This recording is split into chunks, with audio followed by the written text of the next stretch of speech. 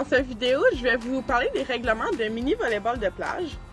Ceux-ci sont similaires aux règlements du mini-volleyball intérieur. Premièrement, la hauteur du filet est de 2 mètres et les dimensions du terrain sont celles du badminton double, soit 13,40 mètres par 6,10 mètres, et la ligne de service au badminton, qui est de 1,98 mètres, délimite la partie avant et arrière du terrain de volleyball. Le ballon reconnu par Volleyball Québec pour les 10 à 12 ans est le Mikasa MVA 123 SL, mais un ballon ayant une circonférence entre 60 et 65 cm est accepté aussi.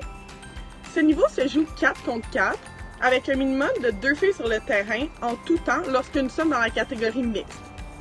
L'athlète a 8 secondes pour servir et il y a un maximum de 5 services consécutifs par joueur. Lorsque le 5e service est atteint, le service va à l'autre équipe et ceux-ci font une rotation. De plus, les joueurs sont obligés de faire 3 contacts avant de traverser le ballon de l'autre côté, sinon le point va à l'autre équipe. Le deuxième contact peut être soit attrapé puis lancé ou bien contacté régulièrement. Pour que l'attrapé-lancé soit réglementaire, l'athlète doit lancer le ballon au niveau de sa taille, dans l'axe de son corps et dans un mouvement continu. Un joueur qui jongle avec le ballon avant de le relancer n'est pas considéré comme un geste continu. En effet, il ne doit pas y avoir de pause entre l'attrapé et le lancer.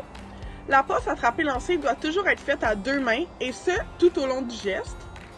Une équipe est déclarée gagnante d'un match lorsqu'elle a un pointage plus élevé que son adversaire au bout de 18 minutes de jeu ou qu'elle est la première à atteindre 21 points avec un écart de 2 points à l'intérieur de ce temps.